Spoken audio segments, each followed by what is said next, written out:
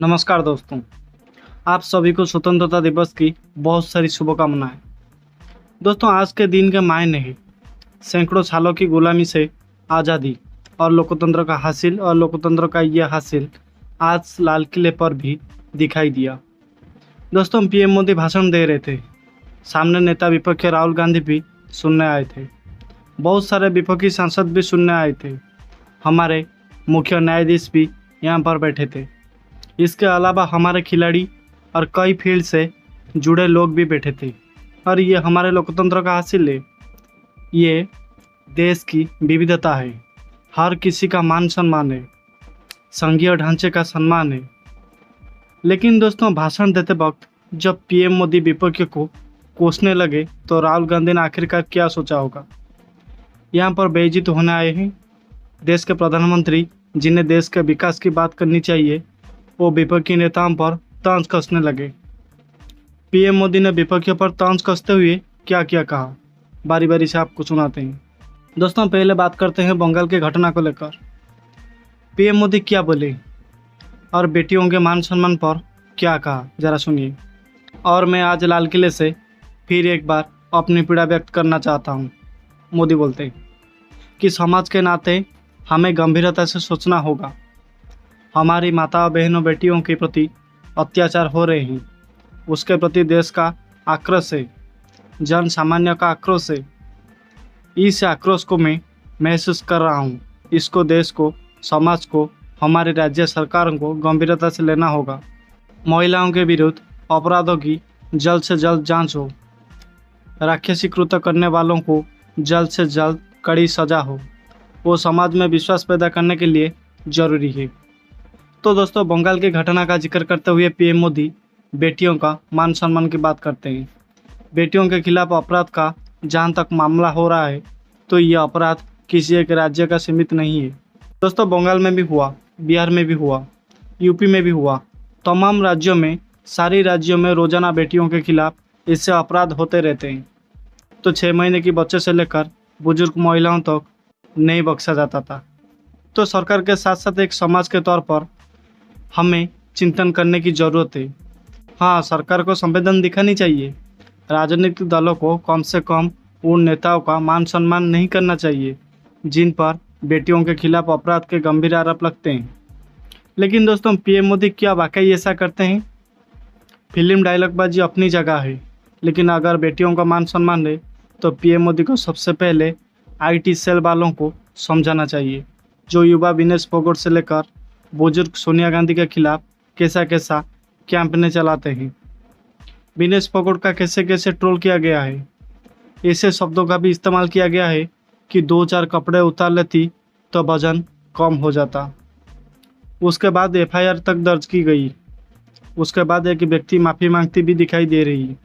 सोनिया गांधी के जन्मदिन पर बार बाला दिवस जैसे ट्रेंड चलाए जाते हैं। तो पीएम मोदी को महिलाओं के मान सम्मान में अपना आईटी सेल वालों को भी थोड़ा ज्ञान देना चाहिए। इसके अलावा अगर महिलाओं का मान सम्मान पीएम मोदी के दिल में है तो कुछ सवालों का जवाब देना चाहिए कि आखिरकार प्रज्वल रेवन्ना को क्यों टिकट दिया गया, पीएम मोदी उनके लिए क्यों वोट मांगने गए। जब हमारे देश की महिला खिलाड़ियों ने ब्रजभूषण पर गंभीर आरोप लगाए तो उसके बेटे को टिकट देकर क्या मान सम्मान किया गया। महिलाओं को अगर वाकई पीएम मोदी के मन में बेटियों के मान सम्मान की परवाह होती तो ब्रजभूषण के बेटे को टिकट नहीं दी जाती। अगर इतनी सामाजिक शिकायत दी जाएगी, इतना मान दिया जाएगा, तो किस मुंह से फिर बेटियों के मान सम्मान की बात की जाती है। इसके अलावा पीएम मोदी भ्रष्टाचार को लेकर भी क्या बोलते हैं और क्या फॉर्मूला बनाते हैं, ज़रा सुनिए दोस्तों। क्या कोई कल्पना कर सकता है कि मेरे ही देश में इतना महान संविधान हमारे पास होने के बावजूद भी कुछ ऐसे लोग निकल रहे हैं जो भ्रष्टाचार का महिमा मंडन कर रहे हैं, खुलेआम भ्रष्टाचार का जय जयकार कर रहे हैं। समाज में इसी प्रकार के बीज बोने का जो प्रयास हो रहा है, भ्रष्टाचार का जो महिमा मंडन हो रहा है, भ्रष्टाचारियों की सक्रियता बढ़ाने का जो निरंतर प्रयास चल रहा है, वो स्वयं समाज के लिए बहुत बड़ी चुनौती बन गया है, बहुत बड़ी चिंता का विषय बन गया है। भ्रष्टाचारियों के प्रति समाज में दूरी बनाए रखने से किसी भी भ्रष्टाचारी को पुष्ट पर जाने से डर लगेगा। अगर दोस्तों इसका महिमा मंडल होगा तो जो आज भ्रष्टाचार नहीं करता है उसको भी लगता है कि तो समाज में प्रतिष्ठा का रंग बन जाता है। उस रास्ता में जाना बिल्कुल भी बुरा नहीं है।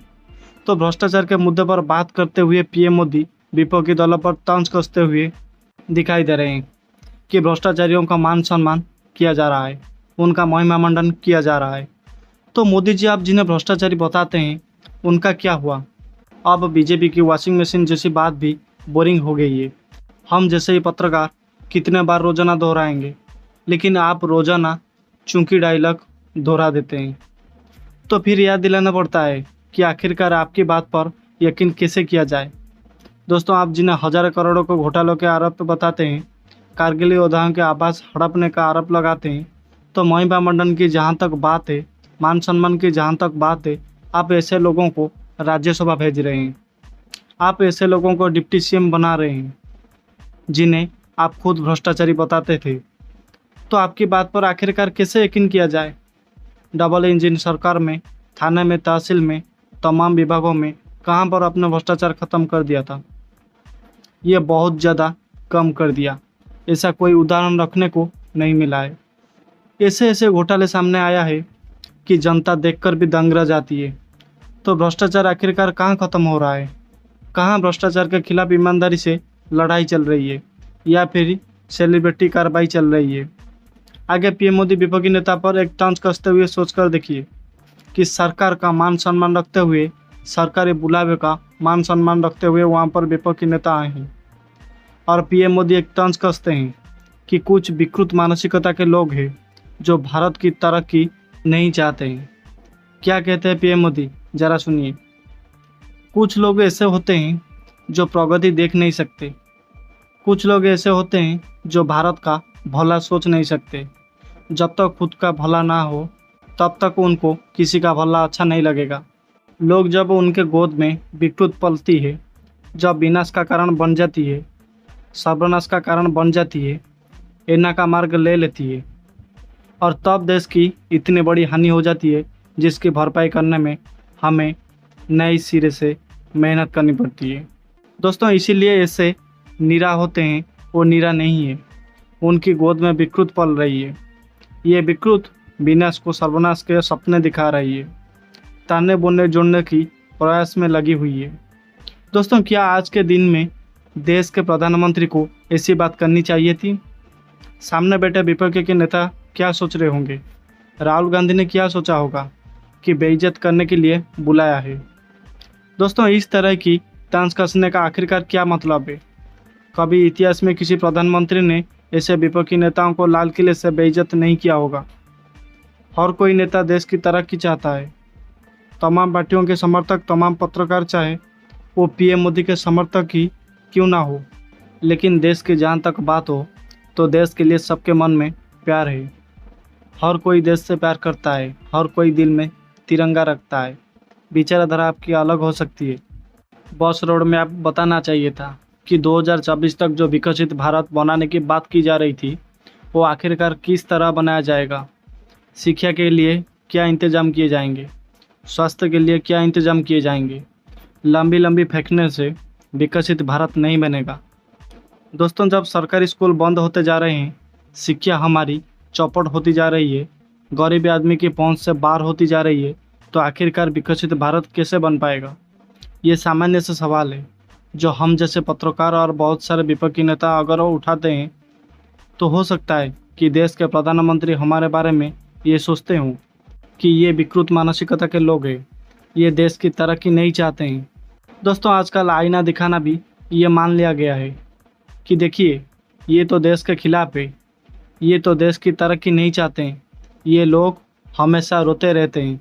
इस तरह की बातें की जाती है आज के दिन में, स्वतंत्रता दिवस पर भी, जब हम पीएम मोदी के भाषण का विश्लेषण कर रहे हैं, उनकी आलोचना कर रहे हैं, तो कई लोग कहेंगे कि देखिए आज के दिन में नकारात्मक बातें। दोस्तों ये बातें नकारात्मक नहीं है। अगर पीएम मोदी लाल किले से विपक्ष के बारे में नेगेटिव बातें करेंगे, जमीन सच्चाई से परे बात करेंगे, तो एक पत्रकार होने के नाते भाषण का विश्लेषण करना बनता है। सबसे पहले पीएम मोदी को अपने दिमाग से नेगेटिव बातें हटानी चाहिए। हमेशा विपक्ष के लिए नकारात्मक बातें अपने दिमाग में नहीं रखनी चाहिए। दोस्तों, पूर्व प्रधानमंत्री अटल बिहारी वाजपेयी की बात को याद रखना चाहिए कि राजनीति में मतभेद हो सकते हैं, लेकिन मतभेद नहीं होना चाहिए। अगर विपक्षी नेता आपका मान सम्मान रखते हुए भाषण सुनने आए हैं तो वो बेइज्जत होने नहीं आए हैं।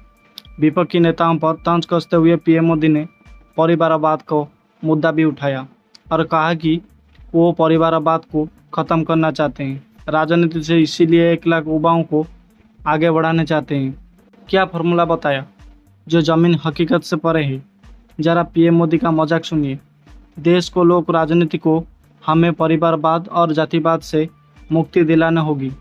आज हम देख रहे हैं, मेरे सामने जो नौजवान है उसमें लिखा भी हुआ है, माय भारत जिस संगठन का नाम है उस चर्चा लिखी है। बहुत बढ़िया तरीके से लिखा है। माय भारत के उनके मिशन है। एक मिशन ये भी है, हम जल्द से जल्द देश में राजनीतिक जीवन में प्रतिनिधि के रूप में 1 लाख ऐसे नौजवान को आगे लाना चाहते हैं। सूरत में 1 लाख नौजवान को आगे लाना चाहते हैं जिनके परिवार में किसी का भी कोई भी राजनीतिक बैकग्राउंड ना हो, जिसके माता पिता, भाई बहन, चाचा, मामा, मामी कोई भी राजनीति में नहीं रहे, किसी भी पीढ़ी में नहीं रहे। ऐसे होनहार नौजवान को फ्रेश ब्लड 1 लाख, चाहे वो पंचायत में आए, चाहे नगर पालिका में आए, चाहे जिला परिषदों में आए, चाहे विधानसभा में आए, चाहे लोकसभा में आए, 1 लाख नए जवान कोई भी प्रकार का पूर्व का राजनीतिक इतिहास उनके परिवार के ना हो, ऐसे फ्रेश लोग राजनीति में आए ताकि जातिवाद से मुक्ति मिले, परिवारवाद से मुक्ति मिले, लोकतंत्र को समृद्धि मिले। और ज़रूरी नहीं है कि एक दल में जाए, उनको जो पसंद हो दल में जाए, उस दल में जाकर वो जनप्रतिनिधि बनकर आगे आए। देश तय करके चले कि आने वाले दिनों में 1 लाख ऐसे नौजवान जो परिवार राजनीति से दूर दूर का संबंध नहीं है, ऐसे में फ्रेश ब्लड आएंगे तो सोच भी नहीं आएगी, सामर्थ्य भी नहीं आएगी, लोकतंत्र समृद्ध होगा। तो पीएम मोदी कहते हैं कि 1 लाख ऐसे युवाओं को राजनीति में आगे लाएंगे जिनका कोई राजनीति बैकग्राउंड नहीं है। लेकिन दोस्तों, परिवारवाद को लेकर पीएम मोदी का दावा कितना फर्जी है।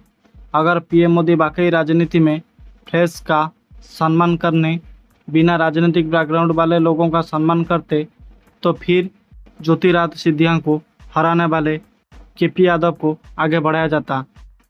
लेकिन दोस्तों, आज केपी यादव राजनीति प्रदेश से बाहर हो गए हैं और ज्योतिरादित्य सिंधिया मोदी सरकार में मंत्री बन गए हैं। तो दोस्तों, परिवारवाद को लेकर ऐसी बातें कितनी फर्जी दिखाई देती है। आप प्रधानमंत्री के विपक्षी नेताओं पर इस तरह तंज कसने को लेकर क्या सोचते हैं, कमेंट बॉक्स में ज़रूर बताइए। वीडियो को ज़्यादा से ज़्यादा शेयर कीजिए और चैनल को पहली बार आए हैं तो सब्सक्राइब करके बेल आइकन को दबा दीजिए। धन्यवाद।